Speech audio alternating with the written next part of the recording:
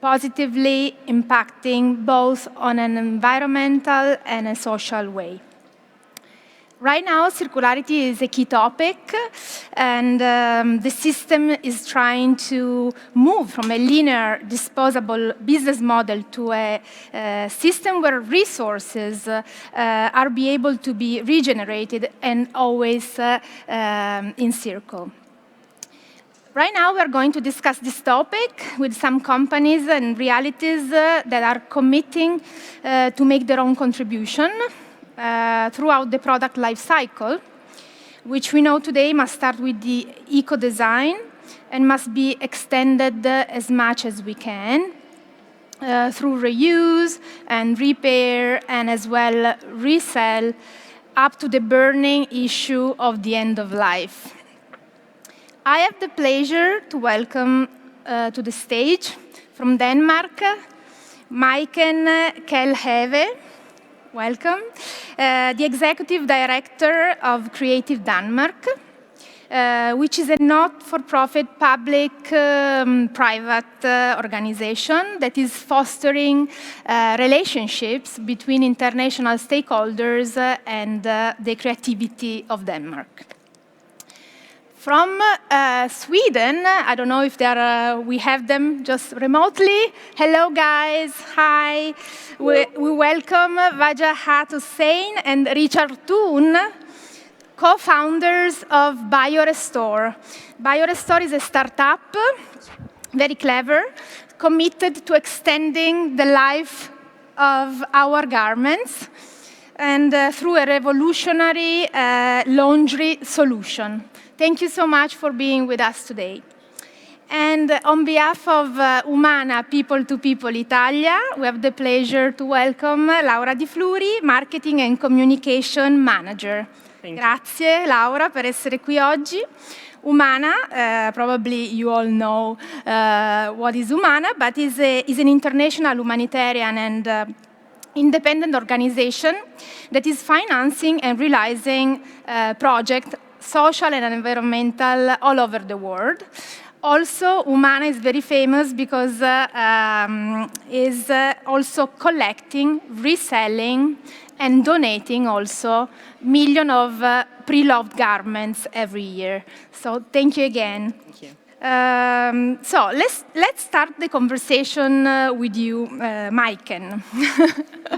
From Denmark, you know, it's quite natural. Is historically ahead, Denmark, on sustainability. And what are the conversations about circularity right now? And what is your role?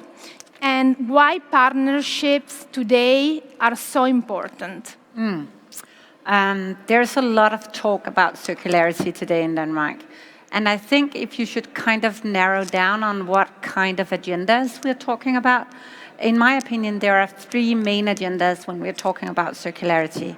One being the zero waste agenda and the upcycling agenda, where we are talking a lot about how can we actually not just reuse but upcycle the materials when we put them into new products or new solutions.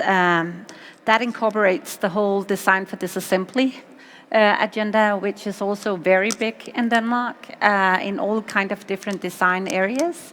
That is huge. Another thing that we're talking a lot about is city nature and resiliency. And that is quite new on the agenda within circular design or circular economy. With the whole biodiversity, multi-species societies, that we have to look into that as well when we are designing for circularity. In that, we have the whole holistical approach that we cannot only go from a design perspective into circularity. We have to incorporate those who knows about nature, geography, all kind of biography and stuff like that. The last one is about the whole social dimension of circular societies or circular economy, that we're spreading it out so that we are both talking about circular business models, as you said just before, but it's also about nudging behavioral change and creating social coherence in society when we're talking about social or circular economy. So that's like the major agendas within circular economy in Denmark. And to do this, all of the above mentioned, we have to look into partnerships. And that's like triple helix partnerships that would, oh, my earrings is disturbing. The other one, okay, I'll take it off. I hear the clicking sound, sorry for that. No problem. Um, so we are, the whole triple helix part of talking about partnerships is so important. And just recently, there has been launched a new partnership in Denmark for circularity within textile and fashion. And that is a collaboration between the Danish government on the one side, and then we have the major business organizations as well as some of the major brands within Danish fashion gone into a collaborative partnership where they set up joint goals for circularity within the fashion and textile industry. To give an example, they have set up a joint goal of the future new garments have to have 40% of recycled materials within the garment, in the materials. And so that's just one example of, joining forces. Yeah, absolutely. I think that we absolutely have to join forces, also for a matter of investments. I mean, Exactly. the more we are, the less it's costing for the whole industry, and sooner we can reach just the goals of the sustainability roadmaps. And it's not just something that is on a national level, but you're also talking to international companies, right? Yes, for sure. We in Creative Denmark, we are set up to kind of create a platform where we can knowledge share about both the whole sustainability agenda, but also in terms of looking into how could that actually force a higher degree of quality of life. Yeah. Also, because if we do not connect those two, we will never achieve a circular transition. Absolutely. So that's very much what we are looking into. How can we actually create or make the circular transition irresistible for people, both in terms of money and sense of belonging and quality of life. So that's what we are working for together with all kind of international partners. Yeah, I will ask you something more detailed after. Sure. Now we go to Sweden, to Vaji and Richard. You there? Can you hear me? Okay, so you have a background in fashion, but at a certain point you spotted an area where you could be disruptive for sure, and you founded your own startup. Can you tell us something about BioRestore and how is this helping to improve circularity in the fashion landscape? So we have worked in the fashion industry for over 15 years individually, and when combined together, we've worked for over 30 years. And for the last 1 decade, we worked with innovations and sustainability from a product engineering point of view. But for us, things were not moving super fast, and also we felt that there was a lot of research being done in terms of recycling and in terms of new materials, but there was very little being done on the issue of consumption and on the issue of prolonging the life of a garment so that the consumers can wear them for a longer time. The problem with every textile material is that they have a limited life. And what happens is start when you buy a new garment, it looks shiny and smooth and new, and you love wearing that. But then you start washing the garment, and then it starts getting worn out and peeled and all. And I'm trying to go to the next slide so that I can show you what we actually do. Yeah. So an example of what BioRestore does is that we are able to restore really, really old and worn garments that are highly peeled and lost color, and they've lost all of their glory, and we restore them back to new with a single wash in your home laundry. And what we've created is a solution that can be used by every consumer. So our goal is to empower people around the world so that they can restore and prolong the life of their garments for a longer time.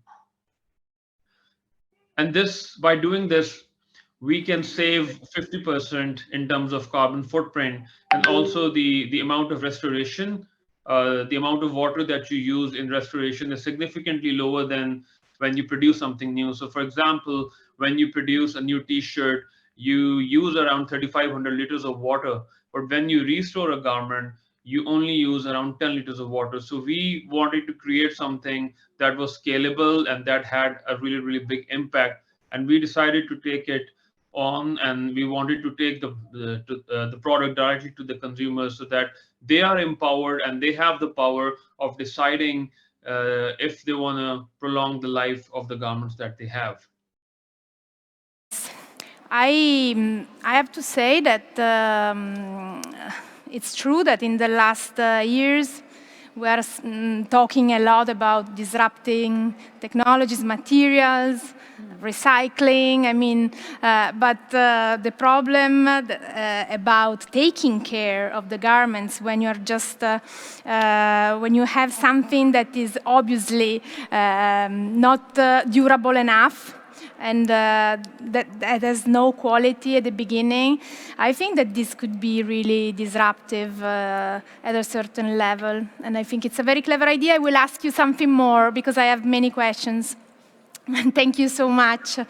And Laura.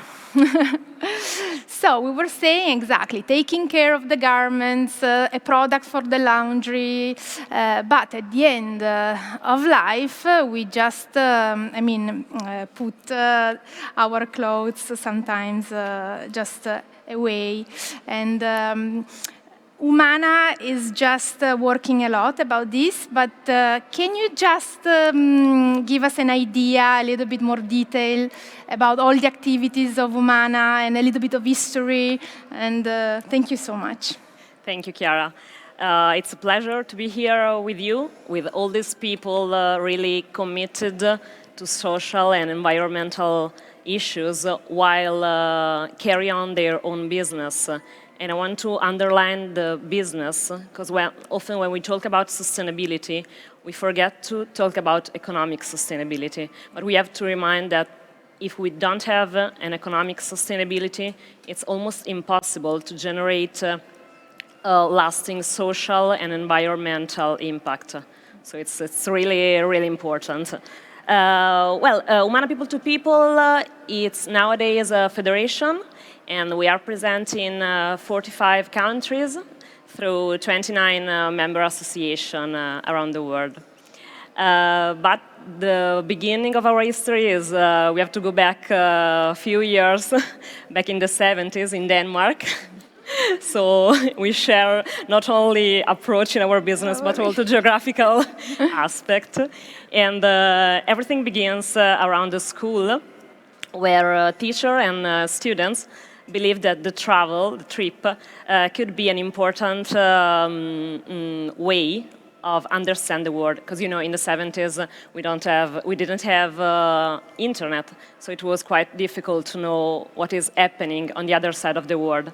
So the best way was to go there. So they did those wonderful trips from Denmark to India, and when they come back from these trips, they have two choices. One is just forget what they saw, while the other option was to try to do something to change the dramatic situation they met during the travels. Luckily, they chose the second way, and this is the beginning of our history. Circular economy was already in the DNA of our federation, because the way in which we found the first development project was asking people, simply door to door, to give us the objects they don't use anymore. Not only clothes in the past, but also other kinds of objects. And then we just sell them in big markets in Northern Europe, so to raise the first funds to create the first development project in Africa, in Mozambique. Well, the federation was born in the period, the 70s, when sustainability wasn't such a widespread theme like nowadays. So it was quite disruptive. And well, for the federation, the transparency is vital for us. And last year, in 2021, SGS, that is an international auditor, put Humana People to People in the best 5% NGO audited, thanks to a really commitment to transparency and accountability. And it's, we are really, really happy to share this goal. But what does it mean for us, social impact? It means 1,200 development projects that involved more than 10 million people yearly. So it's a really, really concrete social impact. And our projects are mainly in education, sustainable agriculture, health, and community development areas. Last year, we donated to our project $96 million, and thanks to a really circular economy model. Because now we focused on the clothes collection, so the collection, sorting, and selling of used clothes. And this means not only social impact, but also environmental impact, because unfortunately we know the impact of fashion industry. And if we just use twice the clothes we have in our wardrobe, we can reduce the global CO2 emission of 40%. So it's huge. We have no choice. We have to make our wardrobe lives longer. And globally, we collect 130,000 tons of clothes. If you think that in just 1 kilo, there are more or less 3 items, it's quite a big number. And from the environmental side, it means avoiding 800,000 tons of CO2 yearly. Yeah. And in addition, if you think that to produce just one T-shirt, and I think that our wardrobes are full of just simple T-shirt, are used 2,700 liters of water. That is the amount of water that each person drinks in 2.5 years. So these numbers are dramatic. Crazy, yeah? Every time, I mean, we are listening to these numbers many times, but every time you're just rethinking that quantity is absolutely crazy. Yes. And we have also to think about all the pesticides used during the cultivation or the chemicals used during the production, all the CO2 emission. We have no choice. We have to use and reuse and reuse and recycle. And also the pollution at the end of life. I mean, if you think at the landfills, for example, in Ghana or in South America, or just if you think, I mean, there are so many issues that link to this overproduction that are incredible. So you're doing really an important job for society, and thank you so much. I go back to Maiken. As you said before, in Denmark, the concept of circularity is very linked to quality of life. Can you explain to us how being circular is helping society live better? And do you have any case histories that you want to share with us today? In my opinion, the two are very much interlinked, and we cannot increase the amount of circularity or sustainability in our society if we do not very much interlink it with quality of life and a sense of belonging. And I think that has been the core of the development of sustainability in Denmark for the last, 30 years or so, that we have to actually not only look into how we increase sustainability in terms of lowering emissions or lowering consumption, but we also have to do it by nudging people to love doing it, so that the choice becomes irresistible for us all. So that when we look into innovating products or technologies or solutions, we do it out of not only the old-fashioned way when looking into the STEM model, which is science, technology, engineering, math. That's good, and that's very, we need that. That's the core of innovation. But we need to add that little A. And luckily, they're starting to talk about this in both the UN General Assembly, in the World Economic Forum, that we need to add that little A for arts, for creativity, so that we actually create a sense of belonging, an aesthetic focus into the innovation of new products. And in that way, I think that we actually increase the quality of life for people when we have that also well-designed societies that incorporate resiliency, that incorporates sustainability, because people also become proud of being a part of that. Yeah, we miss that. We miss that, exactly. I think so. For a long time, now there is a lot of work about design, also even in fashion, but for a long time, sustainable fashion was not enough attractive. So exactly, you will not buy that ugly T-shirt just because it's sustainable. It needs to be beautiful. It needs to be timeless. It needs to be all of that stuff if we are to actually be convinced to do it. Yeah. So quality and durability and satisfaction are the first. It is. Seeds That's what we're driven by. The good behavior. Yeah. Yeah. I truly believe so. That's what we're driven of as people. Yeah. Thank you.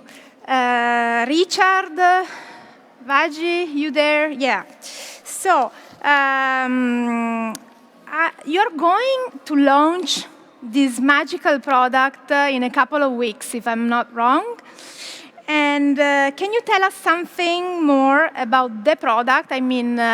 What's inside this product? Are you transparent with the customer? Did you do tries just to certify that there is not chemical things that are just harmful to the environment? And also, I'd like to know something about the price point.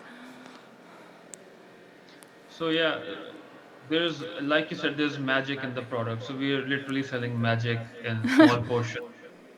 In the It's like a fairy tale story, but there's a lot of science behind it.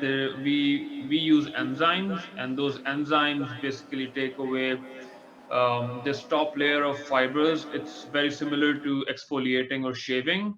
It exfoliates a layer of fibers, and then that helps um, in getting the original state of the fabric back. Because what happens is, like, a lot of people think that when something gets faded and worn out, they think that the color has left the garment and there's no more color in it, and it's irreparable. But what actually happens is that you have these small fibers and hairs on top of the surface, which cover the color, which basically make it look rough.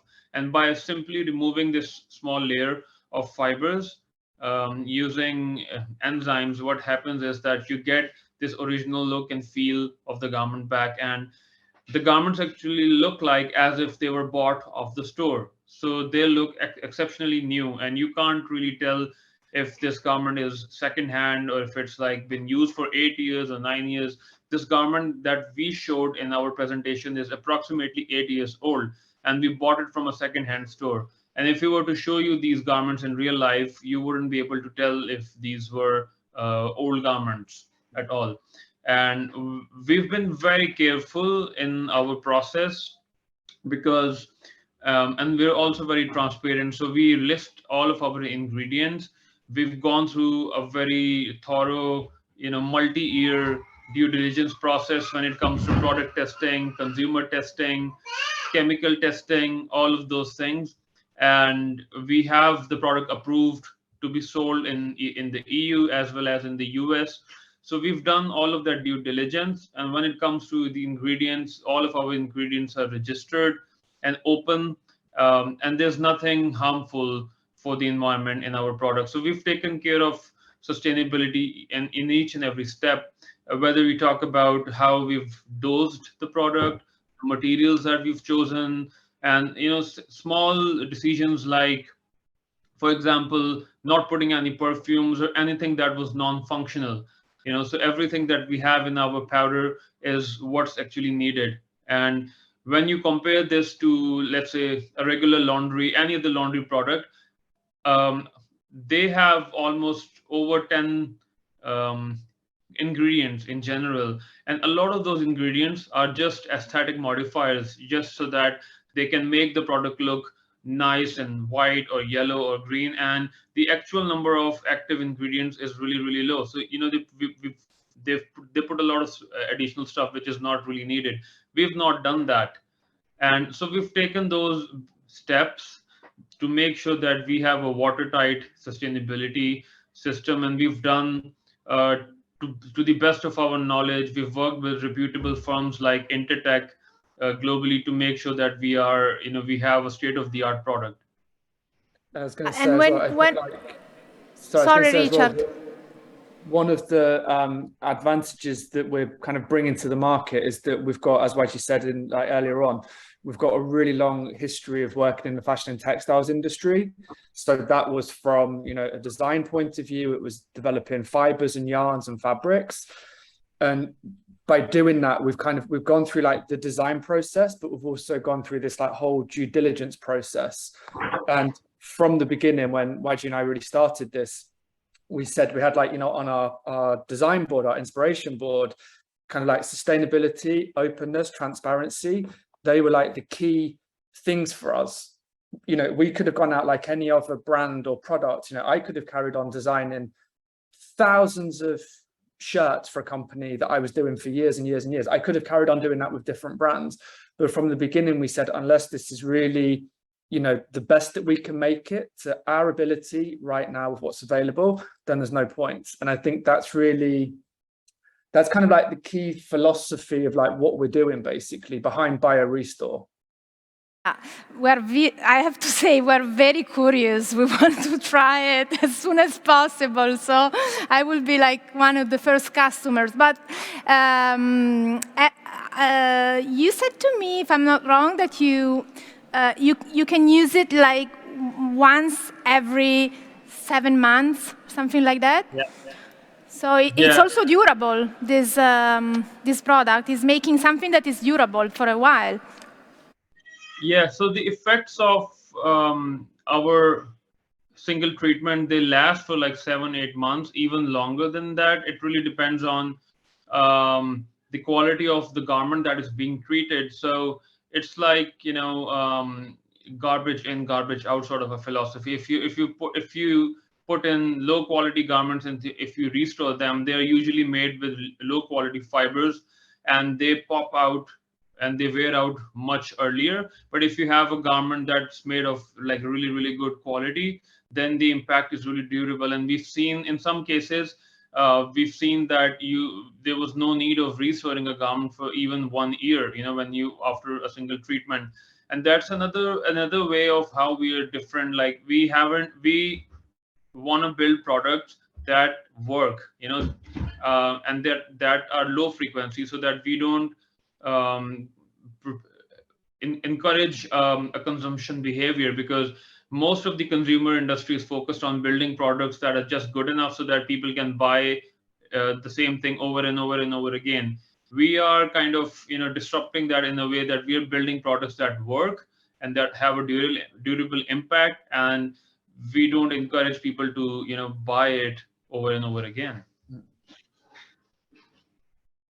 Much. And Laura, the last questions, because we're speaking a lot and the time is just flying. And you are establishing partnerships. And we started saying that partnerships are very important. So how do you see this evolving for Humana People to People? Yes, I was just to say that we can't wait to have this product in Italy because we are sure that we can see an improving of quality of the clothes we collect. So really, we can wait.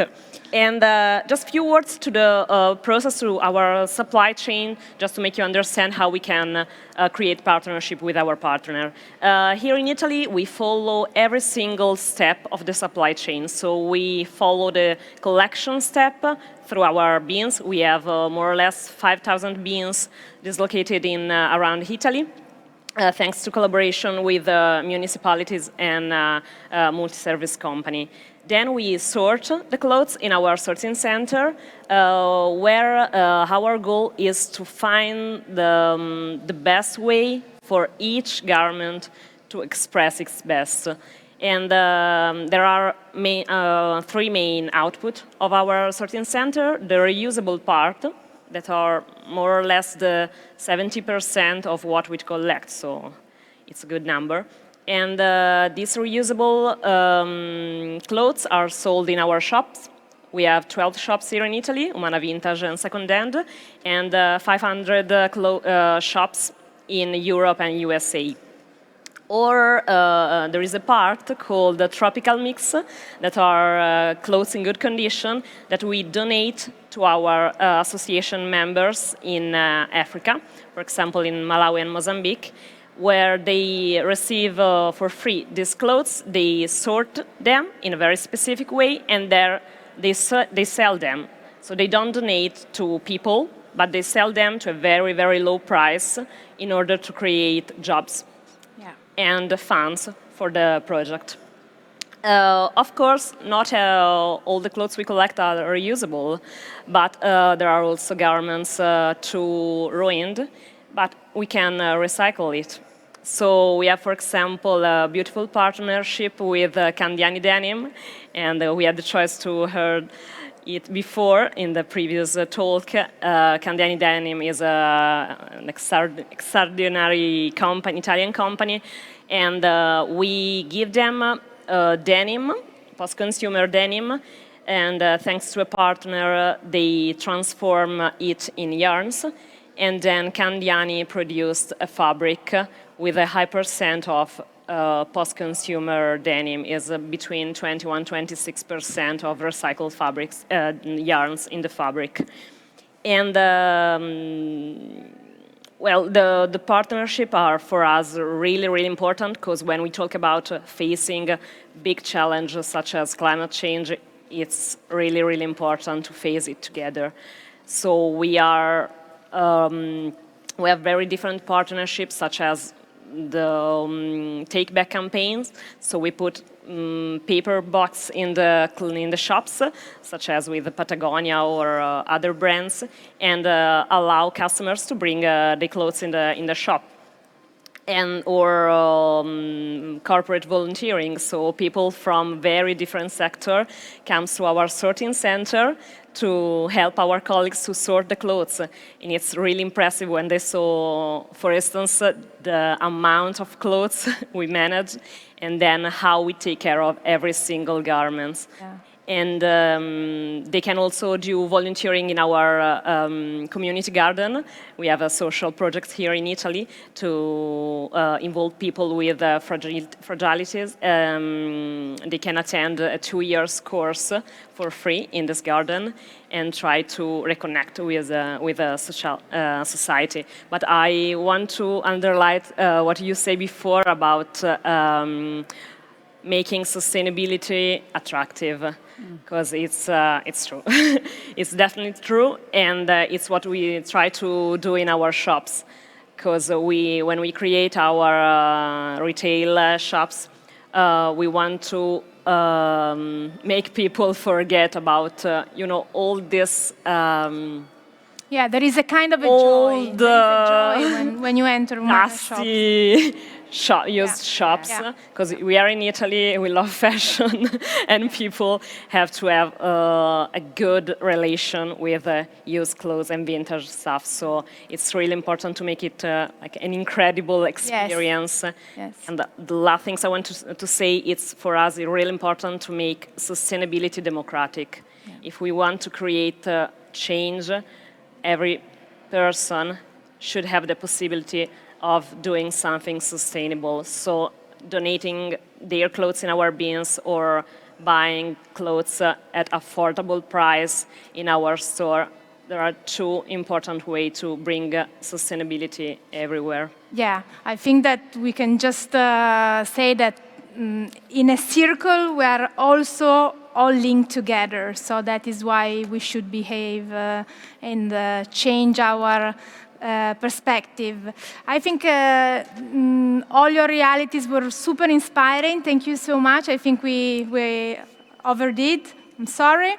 And so the panel is finishing, but for today it's everything. But see you tomorrow morning with another panel, WSM Milano at 11 o'clock. The panel will be Sustainable Creativity in the Web3 Era. The guests will be Pierluigi Lanza, Tommaso Bruti Liberati, Stefania Ricci, Mario Viscardi e Gala Maria Verbanic. Modera Gloria Maria Cappelletti. She's the moderator. I'm sorry, I switched to the Italian. Thank you so much and have a nice evening. Bye-bye.